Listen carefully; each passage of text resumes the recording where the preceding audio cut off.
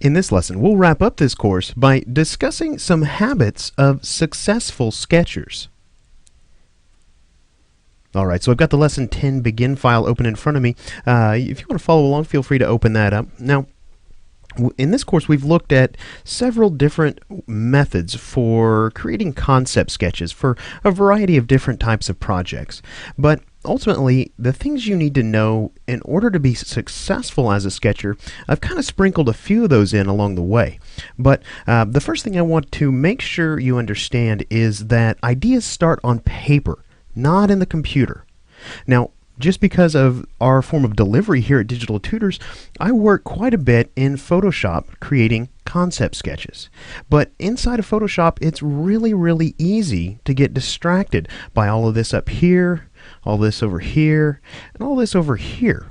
And the more time that you're distracted from sketching, that's fewer ideas that ultimately make it onto the piece of paper. So I would encourage you to start your sketching on just a simple piece of paper. Now, another tool of your trade, or tool of the trade rather, would be the simple sketchbook. Now, I can't tell you how important it is, if you want to be successful in creating concept sketches, to invest in a sketchbook and begin working in that sketchbook daily. You should carry this sketchbook everywhere you go. Try sketching in it with a pencil, try sketching in it with a pen, or even a marker. Now, there's a little bit different mentality I've mentioned in sketching with a pen or a marker. We don't have the eraser to rely on, but just like removing all of this interface from the equation, the pen or the marker removes the eraser from the equation. And I know a lot of people that actually feel that they're actually liberated by sketching with a pen or a marker. It forces them to think a little bit differently and not rely on that eraser. So again, carry a sketchbook everywhere you go. I can't tell you how many times I've been caught without one and wanted to create a sketch and ended up sketching on, for example, a napkin at a restaurant or something like that. So carry a sketchbook everywhere you go. Now, the next point I want to make sure you understand is that while your ideas for a sketch may be good, they can always be better. So if you've got a group of friends who maybe are also creatives, maybe you're in school and you have classmates who are in your same classes, make sure and get feedback on your ideas and your sketches. When multiple creatives are working together on a project, it can only get better. Now, the amount of ideas that you have for a project is going to simply multiply just simply by getting feedback. Now, again, you want to be really careful about the feedback you get. Try and limit it to people who really can see things in the way you're looking at them. So maybe if your mom or your dad or your brother or your sister isn't necessarily a creative professional or aspiring creative professional, they may not be the best person to get feedback from.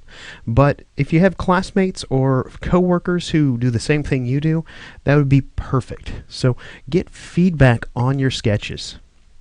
Now, in terms of including sketching as part of your pipeline for whatever project you're working on, there's simply one solution to that. You have to budget time to do that. Now, in sketching, I always find that you're going to be more successful if you can set a time limit when it comes to the amount of time you spend sketching. So if you're working on a project and you can budget 2 hours for sketching, then hold yourself to that. Hammer out as many sketches as you can do in 2 hours, and then at that 2-hour mark, call it. Go ahead and draw the line and then begin evaluating your sketches and really kind of weighing the pros and cons for all the different ideas that you managed to come up with in that 2-hour time period. Alright, now the last thing I want to leave you with here is that, I said this before, don't be afraid to fail.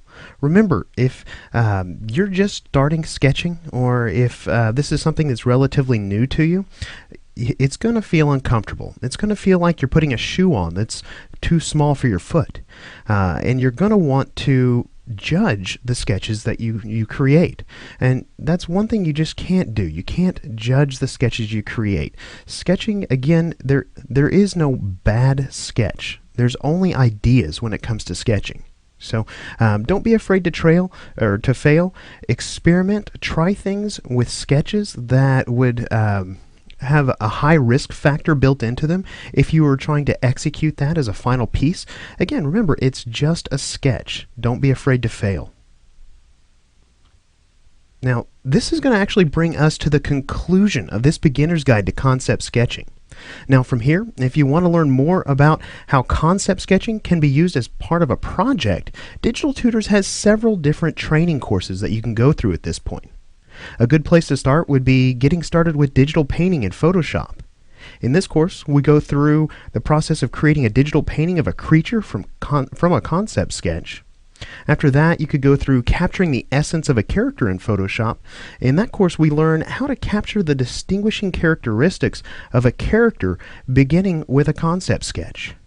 If you're looking for more graphic design related content, feel free to check out our Integrating a Character with a Logo in Illustrator course, or even our Professional series, Designing Logos for Clients course. So if you've enjoyed this course and want to learn more, make sure to check out all the additional courses we have available at digitaltutors.com.